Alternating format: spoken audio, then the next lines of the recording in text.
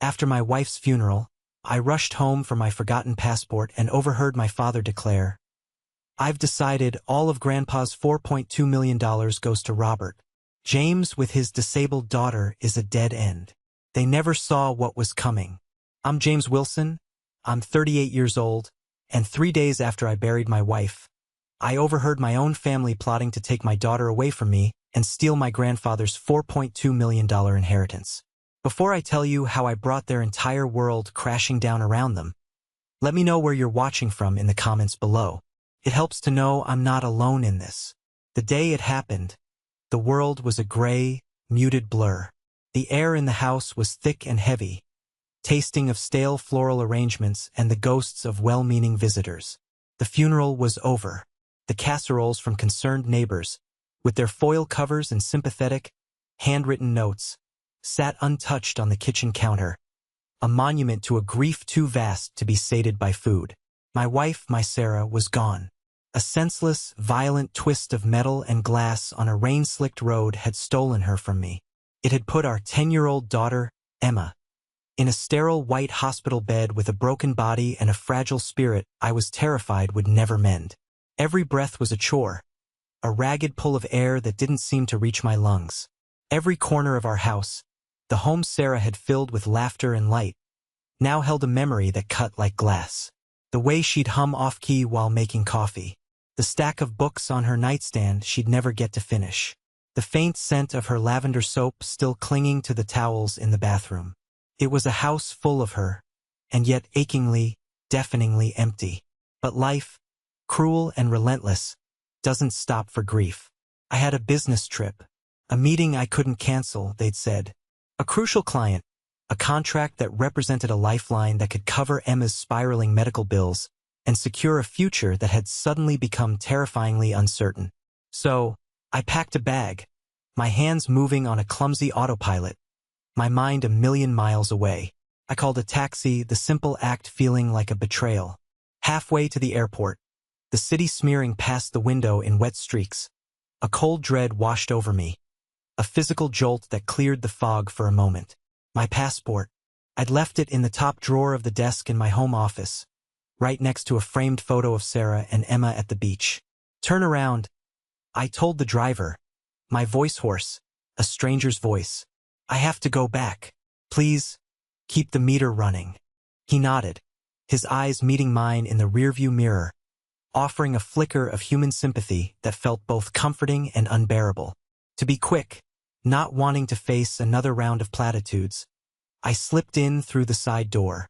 My parents, Richard and Eleanor, and my younger brother, Robert, were staying over to support me. Their support felt like a suffocating blanket. I could hear their voices coming from the sunroom, low and conspiratorial, a different tone from the somber one they used in front of me.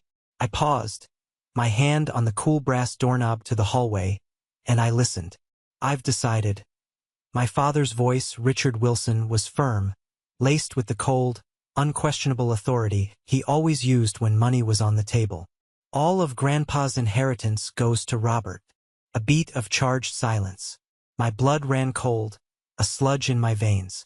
Grandpa William was fading, his magnificent mind clouded more often than not, and his $4.2 million estate was, I now realized, all they ever seemed to talk about lately when they thought I wasn't listening. My mother, Eleanor, chimed in, her tone as brittle and sharp as chipping ice. "It's for the best. One disabled daughter is enough of a burden on this family. We can't let that money be squandered. James has always been the disappointment. No ambition, married beneath him, and now he's a widower with a crippled child. That girl will need expensive care for years," my father continued, his voice devoid of any warmth. "The money would just be pissed away on medical bills instead of staying in the family, building a real legacy. Robert has a son on the way. The Wilson name needs to continue, strong." Couldn't move, couldn't breathe.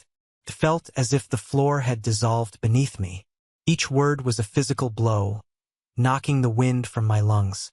Then, Robert's voice, smug and eager, the sound of a vulture circling. "He's clearly not coping. We could argue he's making irrational decisions. like taking this business trip right after Sarah's funeral. Dr. Hoffman owes me a favor. He'll sign whatever psychological evaluation we need. We can have him declared mentally unstable. They were talking about me. They were planning to have me committed, to use my grief as a weapon against me. My mother added the final, soul-crushing detail, her voice chillingly practical. We'll become Emma's legal guardians. We'll find a state facility for her. It's cheaper. She's damaged goods anyway. No point throwing good money after bad. Meanwhile, Caroline and I are giving you a healthy grandson. A true Wilson heir. My world didn't just crack. It atomized. The grief I'd been drowning in was vaporized by a flash of pure, white-hot rage. I backed away from the door, silent as a shadow, my heart hammering a frantic, painful rhythm against my ribs. I didn't go to the office for my passport. That man, the one who needed a passport, was gone. Instead, my feet carried me to the small entryway table where Sarah kept her things. I picked up her favorite sketchbook, its worn leather cover cool and solid against my trembling fingers. It was the only thing that felt real in that moment of profound unreality. I walked back out the side door, a ghost in my own home, and got back into the waiting taxi. The driver looked at me, a question in his eyes. "Change of plans?" I said, my voice eerily calm, the rage banking itself into a cold, hard ember in my chest. "Take me back to the house. Just stop at the corner." As the taxi pulled away, I took out my phone, my fingers surprisingly steady. I canceled my flight.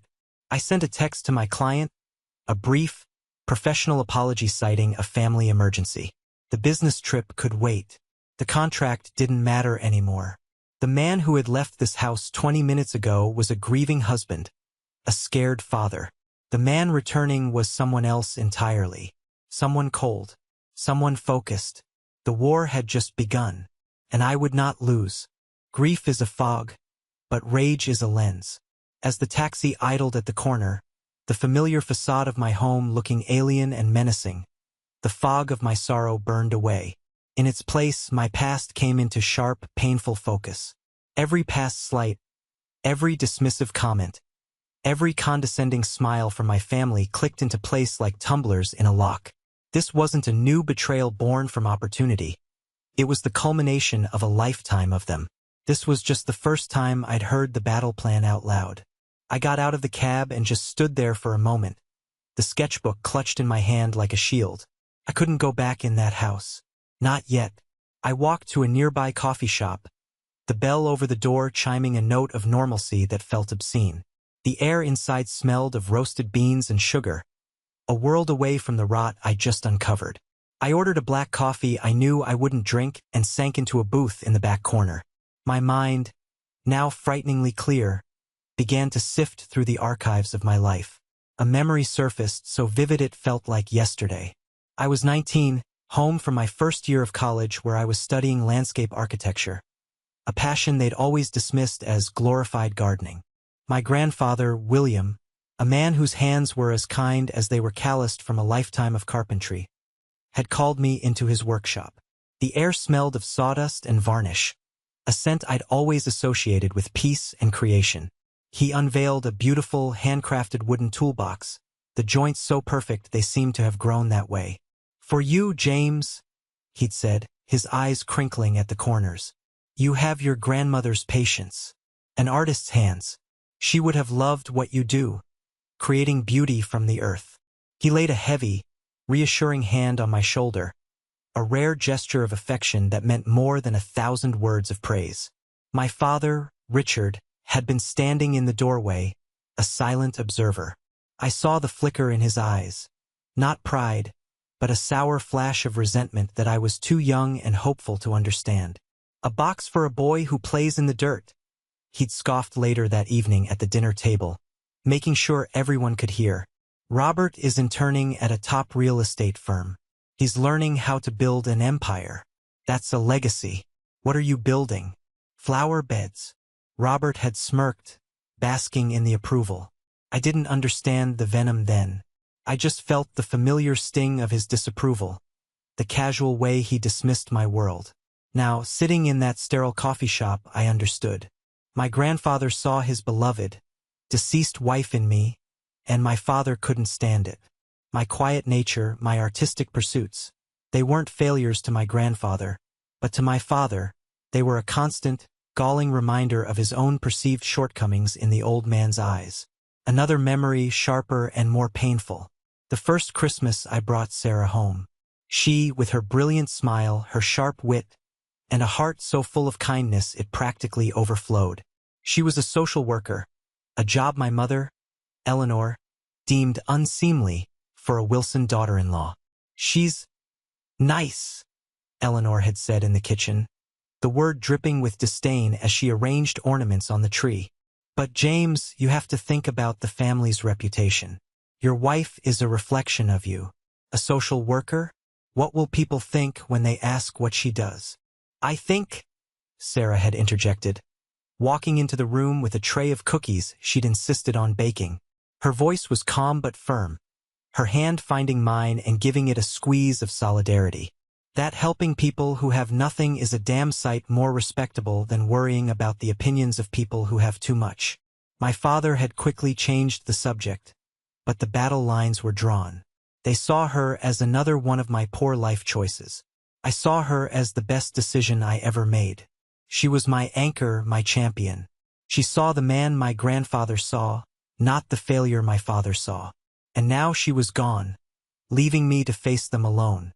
Or so they thought. I pulled out my phone. My hands were steady. My first call was to a number I hadn't dialed in years, but had memorized for an emergency I never thought would come. Davies Law Offices. The receptionist's voice was professionally crisp. "Mr. Arthur Davies, please. It's James Wilson."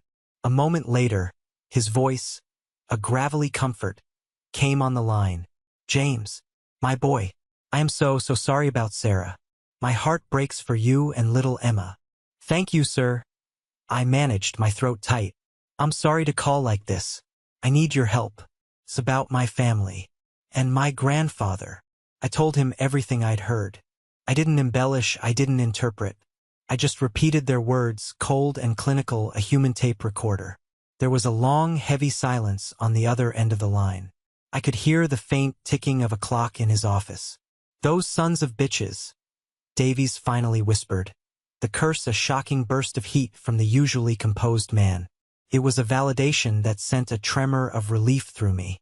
I wasn't crazy. I knew Richard was greedy, but this is monstrous. "What's Grandpa's condition, really?" I asked, needing the unvarnished truth. "It varies, James. That's the damnable problem. He has good days, sharp as a tack, remembers every stock he ever bought. Then he has bad days where he gets confused, misplaces things, forgets what he had for breakfast. Your father has been using those bad days to his advantage. I'm sure of it. He's been pressuring William to give him full power of attorney. We need to stop them," I said, my voice hardening. "But we have to be smart. They think I'm a wreck. I need them to keep thinking that." "What's your plan, son?" "I'm going to give them enough rope to hang themselves," I said, the words feeling foreign and cold on my tongue. "And I'm going to need you to be my witness when they do. I'm with you, son, all the way. Don't you worry about a thing." My next call was to the one person on this earth I knew would believe me without a single question. Chloe, Sarah's best friend since childhood, a fiery ER nurse who was practically Emma's second mother. She picked up on the first ring. "James? Aren't you supposed to be on a plane? Is everything okay?" "I didn't go," I said, and then the dam broke. I told her everything, the words tumbling out in a torrent of pain and rage. The story I just relayed to Davies, but this time laced with the raw agony they had inflicted. Chloe listened, her silence punctuated only by sharp intakes of breath and muttered curses. When I finished, her voice was low and furious. "I always knew they were snakes in suits, James. I never, ever trusted them. What do you need? Anything. You name it. I'll call in sick for a week if I have to." "I need eyes and ears," I said, a plan starting to form in the tactical part of my brain I didn't know I possessed. "I need you to be there for Emma. More than ever.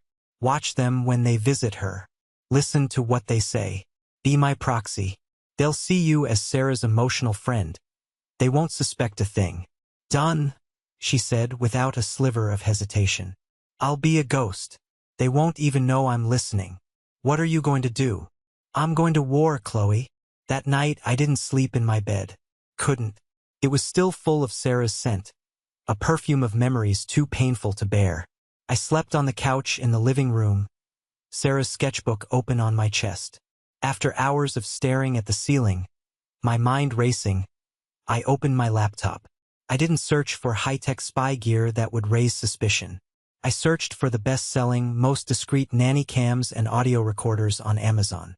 The kind a concerned, tech-savvy father might buy to check on a new babysitter.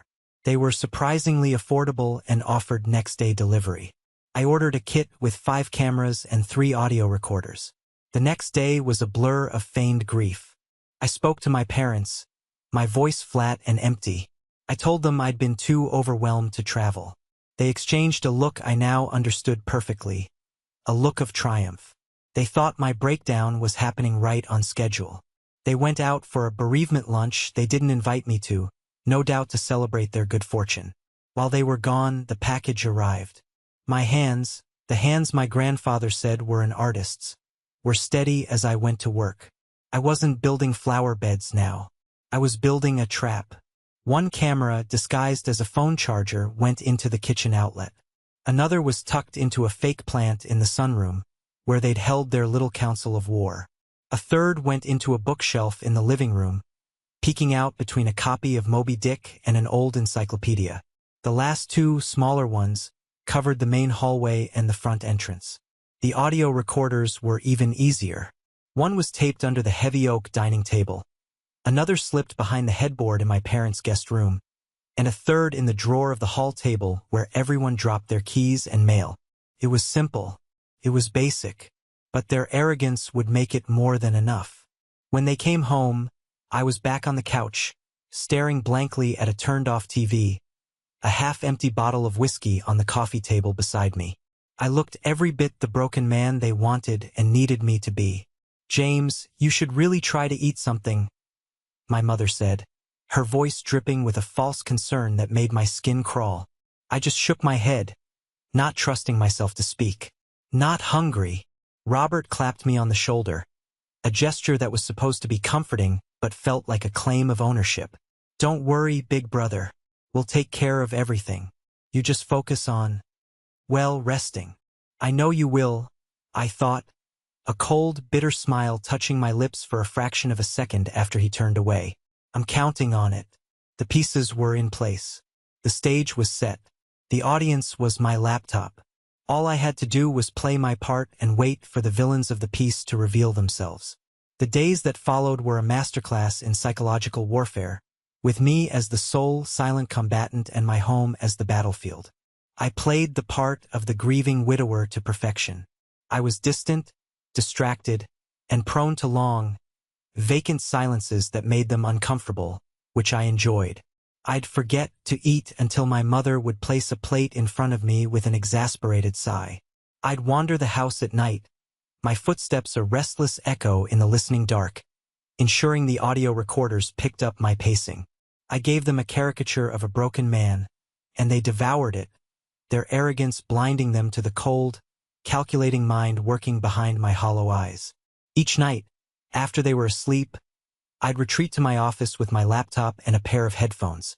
It was a sickening ritual, listening to my own family dissect my life, my marriage, and my future with a chilling lack of empathy.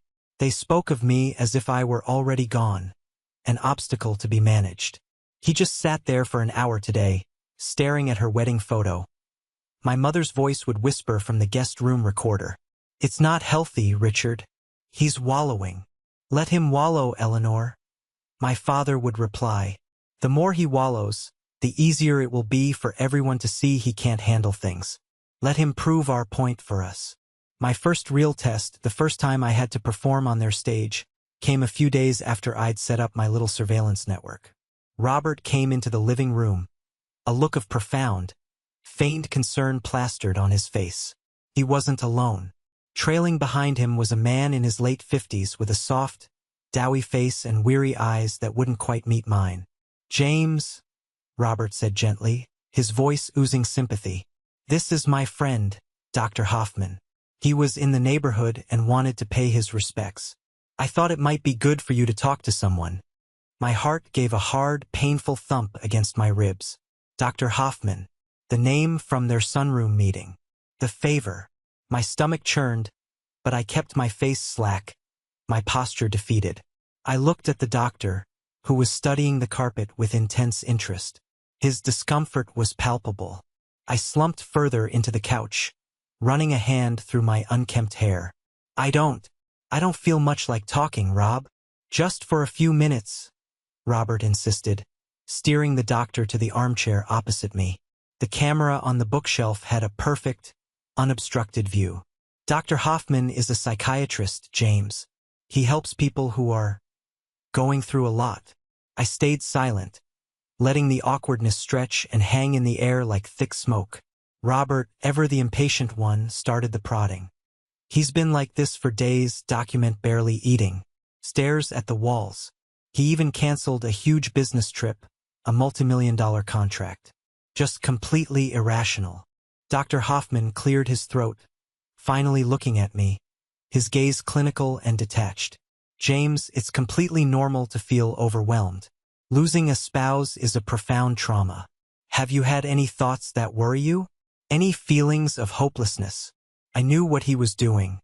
He was building a case, laying the groundwork for the psychological evaluation with leading questions.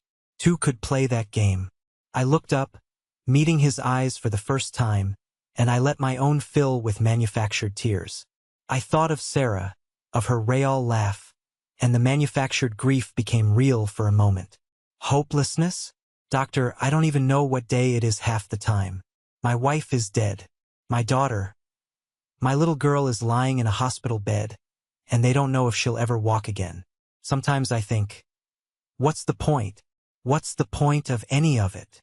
I let my voice crack, a performance worthy of an Oscar. Robert shot the doctor a triumphant look over my bowed head. "See? He's cracking."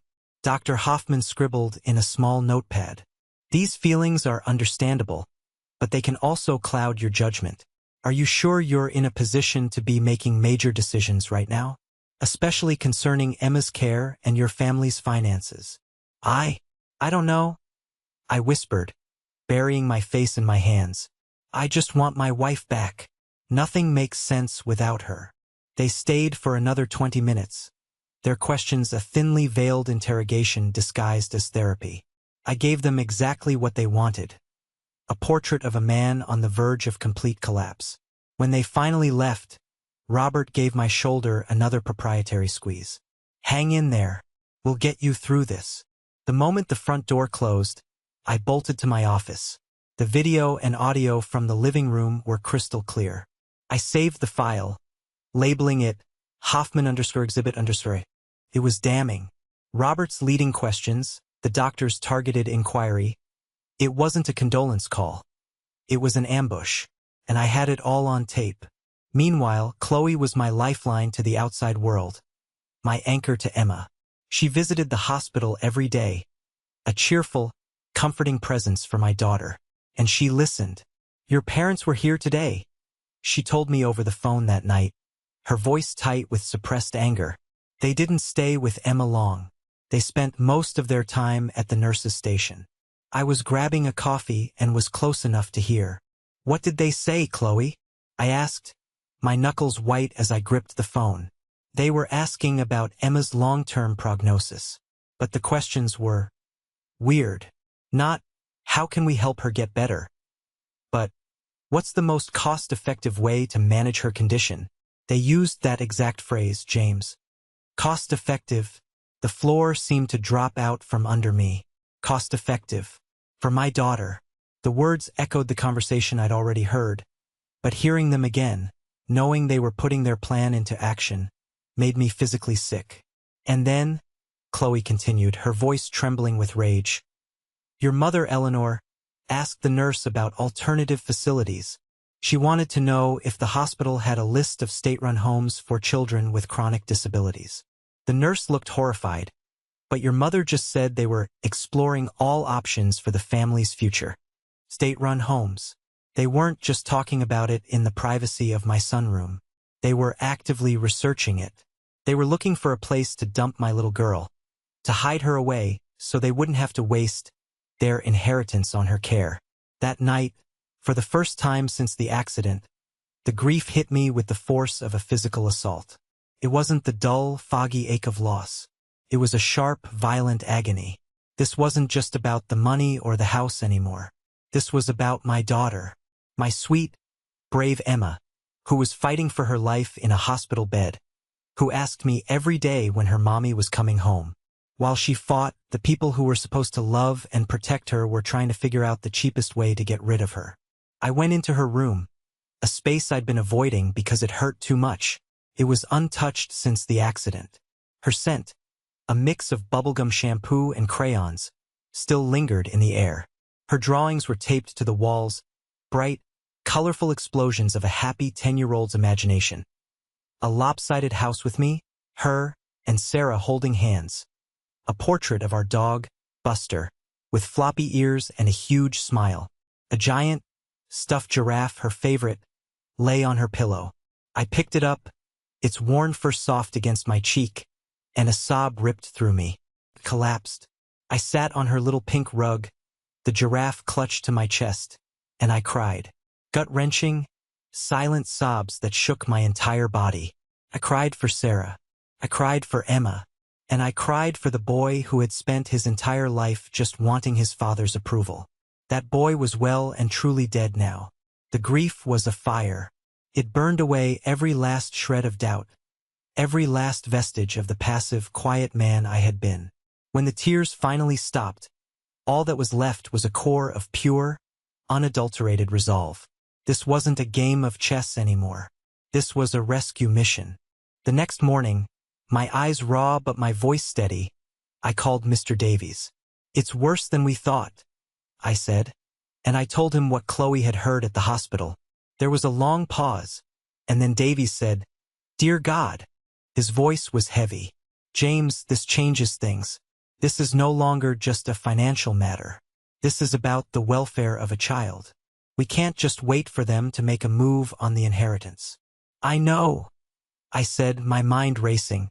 "The recordings I have of Hoffman are good, but they're not enough. They're trying to prove I'm unstable. We need to prove they're criminals. Mr. Davies, we need to look at the money. My father has been handling Grandpa's finances for 2 years, ever since his health started to decline. If they're this brazen now, what have they already been doing behind the scenes?" There was another pause. Then, Davies's voice came back, cold and hard as steel. "You're right. Their arrogance in this matter suggests a pattern. It's time to open the books. I have just the person for this. I'll hire a forensic accountant first thing in the morning. Let's see how deep this rot really goes." I hung up the phone, a new, terrifying clarity washing over me.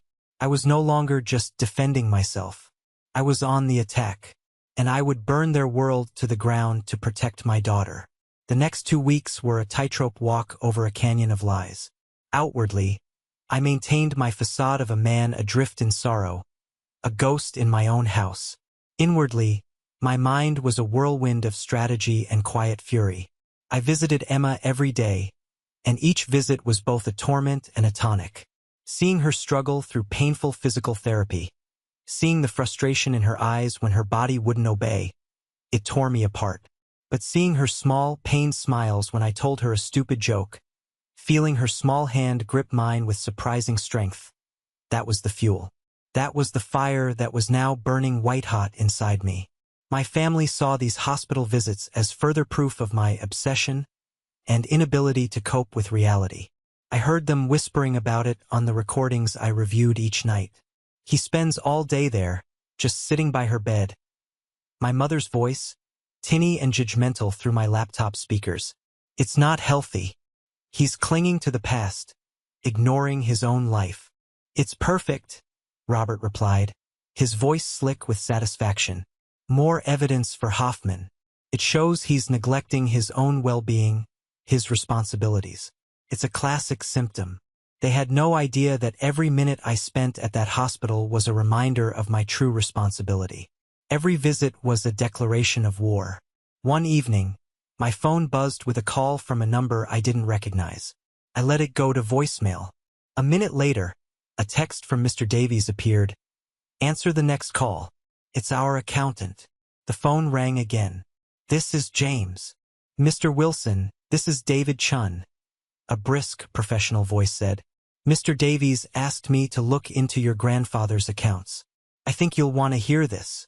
He spent the next 10 minutes walking me through a complex web of transactions, a maze of numbers designed to confuse and conceal. "Your father is clever, but not as clever as he thinks," Chin explained. "For the past 18 months, he has been making regular payments, between $10,000 and $15,000 a month, from your grandfather's primary investment account to a consulting firm. Sounded legitimate on the surface. But the firm, Wilson Property Advisors, is a shell corporation, registered in Delaware. The address is a P.O. box. The sole director? Your father, Richard Wilson." I sank into a chair. The phone pressed hard against my ear. "How much?" "Just over $300,000, James. He's been systematically draining the accounts, a little at a time, hoping no one would notice. This isn't just greed. This is felony elder fraud. We have him. Cold." I closed my eyes, the confirmation a sick, heavy weight in my gut. This was the weapon I needed. A tangible, undeniable crime that would shatter their righteous facade. It was the kind of evidence that couldn't be explained away by grief or family disputes. It was cold, hard, and it led straight to a jail cell. The second piece of ammunition came from a completely unexpected source. A cruel twist of fate that Sarah must have orchestrated from beyond the grave. Chloe had offered to help me start packing up some of Sarah's things. A task I couldn't face alone. The thought of folding her clothes, of putting her life into boxes, was paralyzing. We were in our bedroom, the silence thick with shared memories. Chloe was going through the back of the closet, her movements gentle and respectful. "What's this?" Chloe asked, her voice muffled. She pulled a small, elegantly wrapped gift box from behind a stack of sweaters. It wasn't Sarah's style at all, too flashy, too expensive looking. "I've never seen that before," I said, my brow furrowed. "It's not from me." Chloe carefully untied the silver ribbon and lifted the lid. Inside, nestled on a bed of black velvet, was a diamond tennis bracelet. It glittered under the bedroom light, a cold, hard fire. It must have been worth a fortune. Tucked underneath it was a small, cream-colored card. Chloe picked it up, her hand trembling slightly as she read it aloud. Her voice was a shocked whisper. "To my dearest Caroline, the future mother of the true Wilson heir. All my love, R.W." We stared at each other, the air sucked out of the room. R.W. Richard Wilson, my father. A gift to Caroline, my brother's wife. A gift that my wife, Sarah, had apparently found and hidden. The realization hit me like a physical blow. She must have known. She must have been wrestling with what to do, how to tell me, carrying this toxic, ugly secret all by herself. The thought of her bearing that burden alone was another knife twisting in my heart. "The bastard," Chloe breathed, her eyes blazing with a protective fury. "He's not just stealing from his father. He's sleeping with his son's wife." This was more than a betrayal. It was a cancer that had rotted the family from the inside out. The healthy grandson, the true Wilson heir that my mother was so proud of. There was a very real chance that my father was the father. The hypocrisy was staggering, a monument to their depravity. I took the box from Chloe, my hand steady. This wasn't just evidence. This was the kill shot. The one thing that would utterly destroy the family's carefully constructed image of piety and tradition. It would humiliate them in a way that no financial crime ever could. That evening, I sat in my darkened living room, the two pieces of evidence laid out before me on the coffee table. The printout of the Shell Corporation's financial transfers and the diamond bracelet with its damning little card. One represented their crime, the other their sin. The phone rang, startling me. It was Mr. Davies. "James," he said, his voice urgent. "I just got off the phone with William's nurse. He's having a good week. A very good week. He's sharp, he's clear, he's asking for me. If we're gonna make our move, it has to be now. We don't know how long this window of clarity will last." The moment had arrived. The tightrope walk was over. It was time to set the world on fire. "Set it up, Arthur," I said, my voice devoid of any emotion, cold as the diamonds in the box. "Arrange a family meeting. At your office. Tell them it's an urgent matter to discuss the future care of both Emma and my grandfather. They'll come. Their greed won't let them stay away. And William, have him join by video call," I said. "I want him to see it all. I want him to be the judge." The conference room at Davies' law offices was a study in beige and quiet intimidation. Heavy bookshelves lined the walls, filled with thick, leather-bound legal volumes that seemed to suck the sound and hope out of the air. A large mahogany table, polished to a mirror shine, dominated the space. At its head sat a large television screen, currently blank. It felt like a modern-day guillotine. I was there first with Mr. Davies. I was wearing a simple gray suit, the first one I'd put on since the funeral. Felt like armor. I felt calm, unnervingly so. The grief and rage had been forged over the past weeks into something cold, hard, and sharp, like a surgeon's scalpel. My family arrived together, a united front of arrogance and entitlement. My father, Richard, strode in like he owned the place, giving me a dismissive glance. My mother, Eleanor, offered a look of pitying disdain, as if I were a stray dog she was about to have put down. Robert swaggered behind them, a smug grin plastered on his face, while his wife, Caroline, looking radiant and serene in her late-stage pregnancy, clung to his arm. They thought this was their final victory lap, the meeting where they would legally sideline the broken brother and finalize their coup. "James," my father said, his voice booming with false magnanimity, "good of you to come. It's time we made some practical decisions for the good of the family." "That's why we're here," I said quietly, gesturing to the plush leather chairs opposite me. They settled in, arranging themselves like a royal court. Mr. Davies sat at the head of the table, his face an impassive, granitic mask. "Before we begin," Davies said, his voice cutting cleanly through their self-congratulatory chatter, "Mr. William Wilson will be joining us." He pressed a button on the conference phone, and the large screen flickered to life. My grandfather's face appeared, framed by the stark white pillows of his hospital bed. He looked frail, his skin papery, but his eyes were sharp and clear. They scanned the room, lingering on each of us for a moment before settling on me. He gave a slight, almost imperceptible nod. My heart steadied. My father's confident demeanor faltered for a second. "Dad? What's this all about? We could have handled this."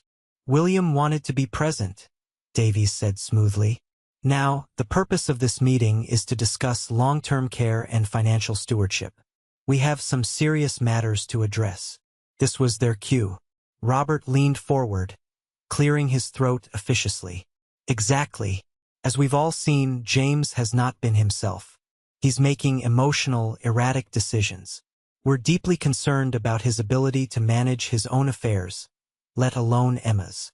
It's become a danger to himself and others." My mother nodded solemnly, dabbing at a dry eye with a handkerchief.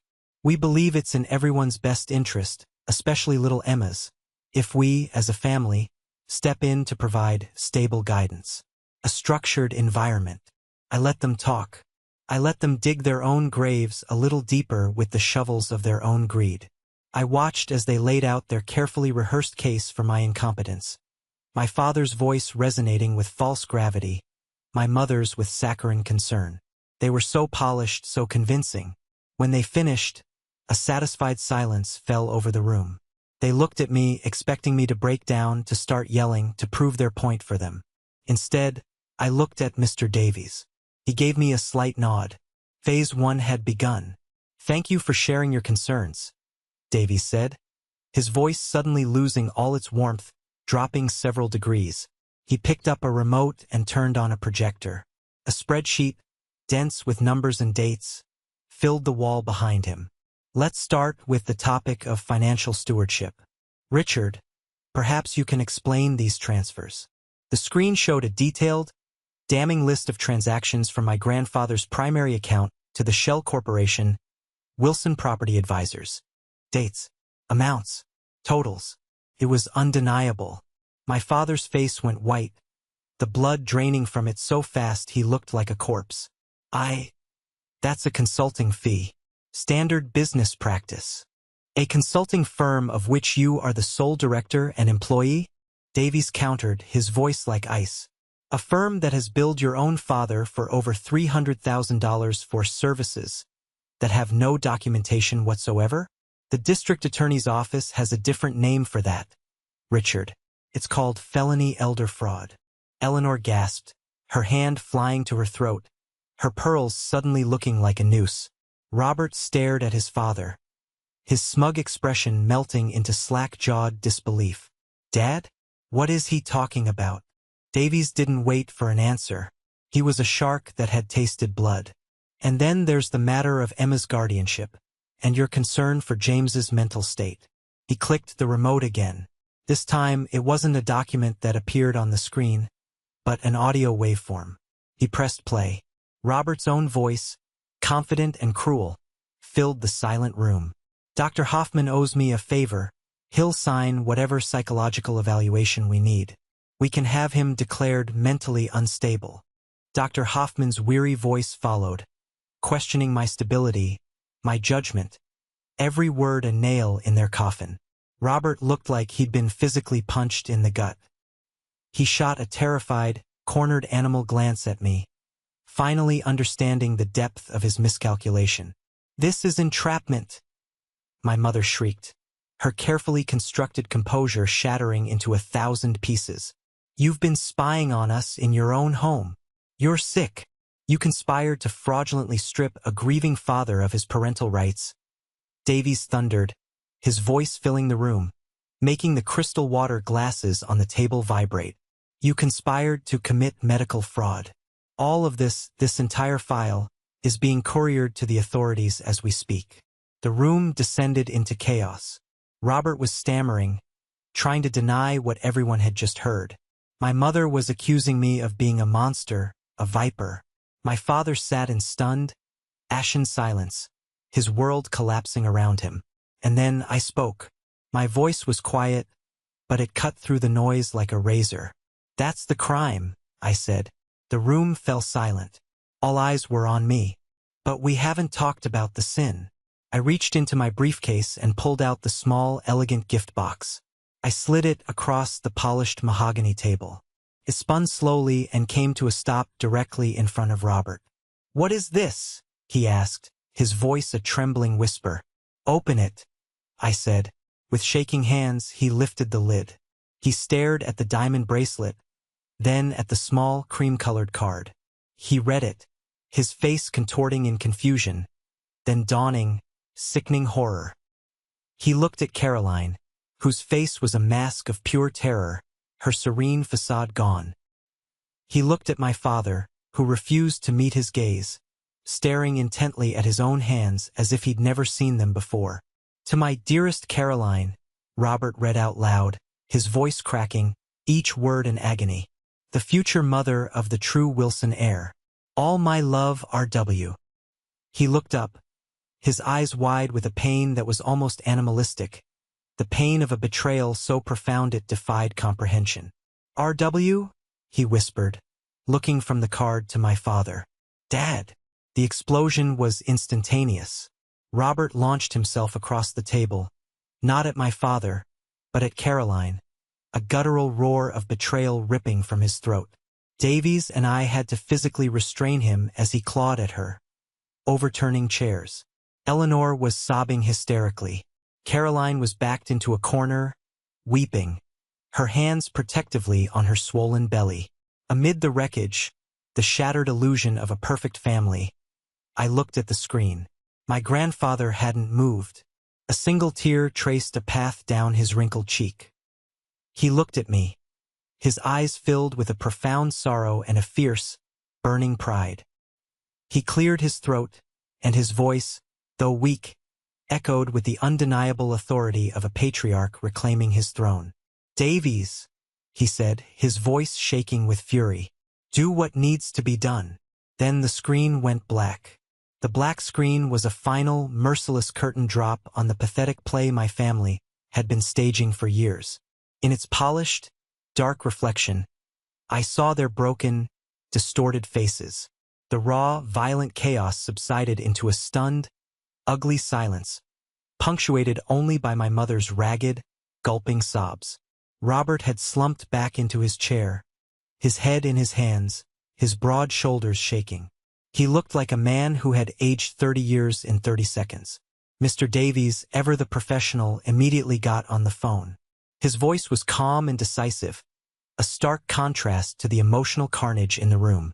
He spoke in low, legal terms to someone on the other end, using phrases like immediate revocation of all existing power of attorney, execution of the amended last will and testament, and filing a formal complaint with exhibits attached. With each clipped, professional sentence, another brick of my family's gilded cage was dismantled and hauled away. They didn't try to stop him. They didn't have the fight left in them. They had been so certain of their power, so confident in their narrative of my weakness, that the complete and total reversal of fortune had left them paralyzed. They were like chess pieces knocked off the board, lying scattered and useless, their power gone. I stood up. My legs felt steady for the first time in weeks. I took a moment and looked at each of them one last time. My mother, who couldn't meet my eyes, her face buried in her hands. Robert, a hollowed-out shell of the golden boy he'd always been, muttering his wife's name over and over like a broken mantra. Caroline, whose silent tears now seemed less about remorse and more about the loss of her comfortable future. And my father. I looked at him last. He was staring at the polished surface of the table, at the reflection of a ruined old man. The bluster, the arrogance, the casual cruelty. It was all gone, stripped away to reveal the weak, envious man underneath. For a fleeting second, a sliver of something that might have been pity pricked at me, but it vanished as quickly as it came. He had sown this wind for decades. Now he was reaping the whirlwind. I walked around the table and stood before him. He flinched, his eyes darting up to me as if expecting a blow, a final verbal condemnation. But I didn't have any more words for him. There was nothing left to say. Anything I said would be a validation, an engagement in a relationship that was now, for me, utterly over. Giving him my anger would still be giving him a piece of me. He deserved nothing. I reached into my pocket and took out the key to their house, the one they'd given me for emergencies. I placed it gently on the table in front of him. The soft click of metal on wood was the loudest sound in the room. It was the sound of a lock turning for the last time. It was a simple gesture, but it was a final one. It was a severing. I was returning his access to my life. I was no longer his son in any way that mattered. I was just a man he used to know. I turned and walked out of the conference room without a backward glance. I didn't need to see what happened next. I didn't need to hear their pathetic excuses or witness their frantic attempts to salvage the unsalvageable. Their story was over. Mine was just beginning. I didn't take a taxi. I just walked. I walked for blocks, the city bustling around me, people rushing to meetings, laughing with friends, living their lives, completely oblivious to the war that had just ended in that sterile conference room. The bright afternoon sun felt warm on my face. The air felt cleaner. I felt lighter. My phone buzzed. It was a text from Chloe. Emma just asked the nurse to help her sit up. She's painting. And she smiled. A second text came through with a picture. It was a blurry photo of Emma in her hospital bed, a paintbrush in her hand, a small, genuine smile on her face. I stopped in the middle of the sidewalk, a lump forming in my throat. I stared at the picture, and a real, genuine smile spread across my own face. Felt foreign, like working a muscle I hadn't used in a lifetime. The legal fallout was swift and brutal. Mr. Davies was as good as his word. My grandfather's will was revised. leaving the entirety of his estate in a trust for Emma and myself, to be managed by Davies. The accounts Richard had been bleeding were frozen. A civil suit was filed to recover the stolen funds, and the evidence from our meeting was turned over to the district attorney, who opened a criminal investigation into elder fraud and conspiracy. They lost everything. The money, the social standing, the reputation they had prized above all else. But they had lost it all long before they walked into that conference room. They had lost it the moment they decided that love was conditional and family was a commodity. I finally hailed a cab and went to the hospital, the key to their house feeling like a phantom weight that had finally been lifted from my pocket. I walked into Emma's room, and she looked up at me, her eyes bright. "Daddy," she said, her voice small but clear. I knelt by her bed, my eyes level with hers, and took her hand. "I'm here, sweetheart," I said, my voice thick with emotion. "I'm right here, and I'm never leaving." In that moment, holding my daughter's hand, looking at her messy, beautiful painting, I felt richer than any inheritance could have ever made me. A year can feel like a lifetime or a single, long, exhausting day. The first few months were a blur of legal proceedings, depositions, and endless hospital visits. The wheels of justice grind slowly, but they do grind. My father and mother, facing overwhelming and humiliating evidence, pleaded no contest to lesser charges to avoid a public trial. The last thing they wanted was for the story of the bracelet to become public record. They received 5 years of probation, a hefty fine that wiped out their remaining savings, and the public shame they had always dreaded. Their assets were seized to repay what they'd stolen from my grandfather's estate. They were financially and socially ruined, ghosts in the town they once ran. Robert's life imploded spectacularly. Caroline left him before the baby was even born, her affair with my father's business partner now public knowledge. The true Wilson heir was born, but not into the powerful dynasty they had envisioned.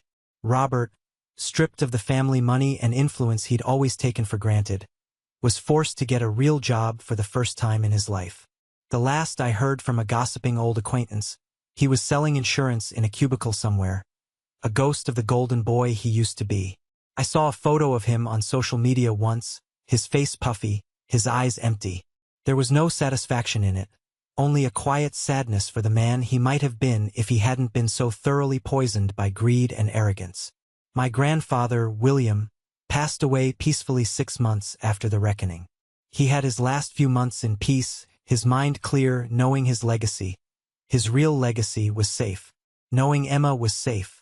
Mr. Davies told me he'd been lucid to the end, spending his days listening to old music and telling the nurses stories about his wife. His last words to me over the phone were simple. "You're a good man, James. Just like your grandmother. Don't ever let them make you forget that." He left me more than money. He left me a chance to rebuild a life from the ashes of the old one. And that's what we did. The first order of business was to sell the house, the one filled with too many ghosts.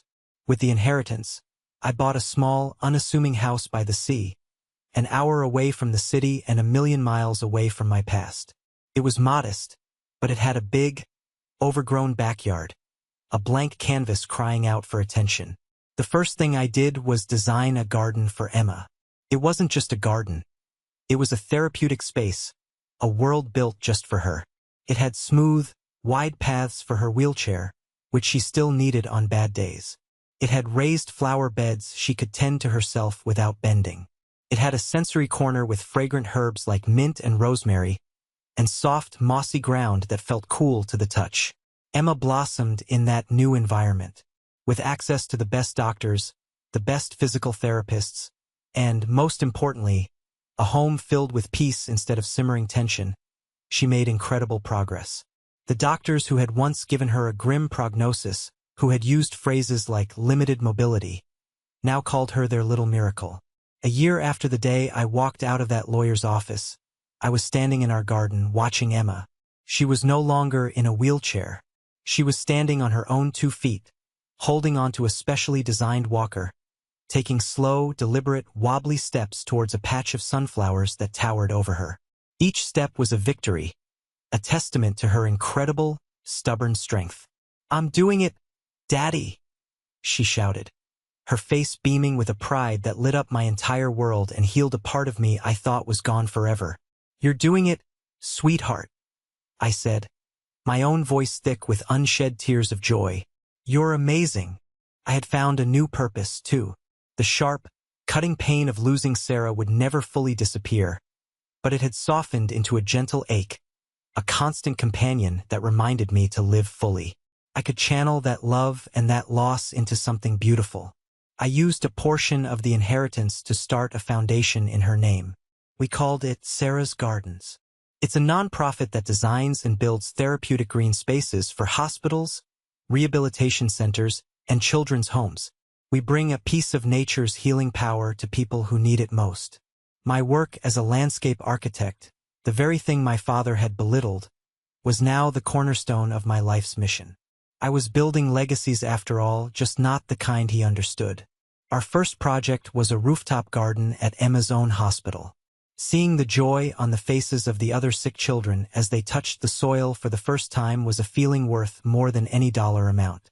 One afternoon, a package arrived from Mr. Davies. Inside was a small, locked wooden box, the kind my grandfather used to make, and a key. A note was attached. "William asked me to give this to you a year after his passing."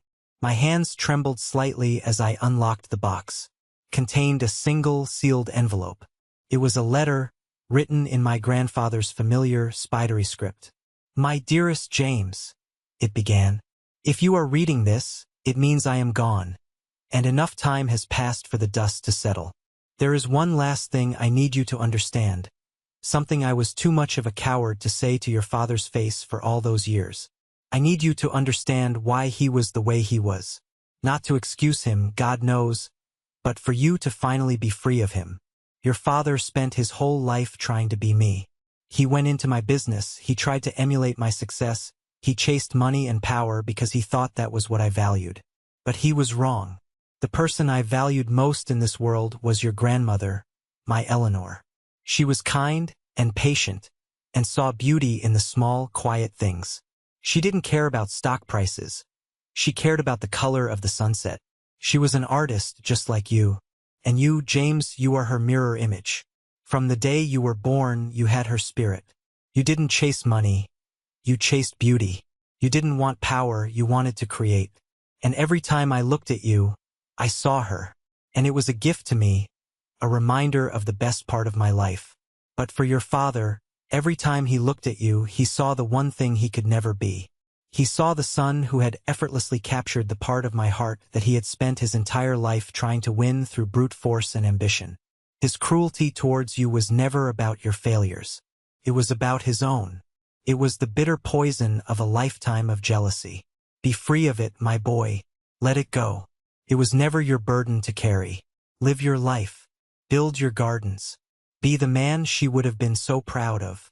Be the man I am so proud of. All my love, Grandpa William.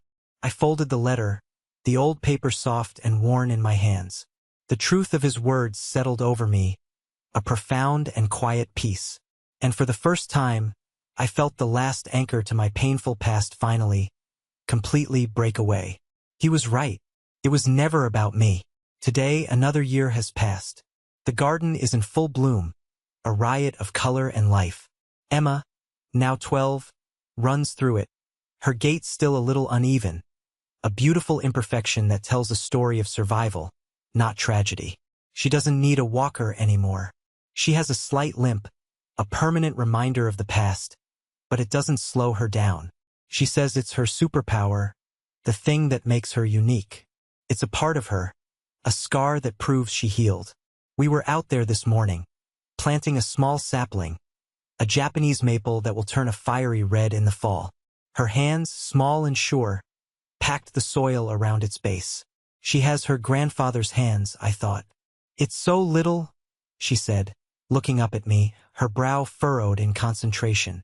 Will it really get big? It is now, I said, smiling down at her.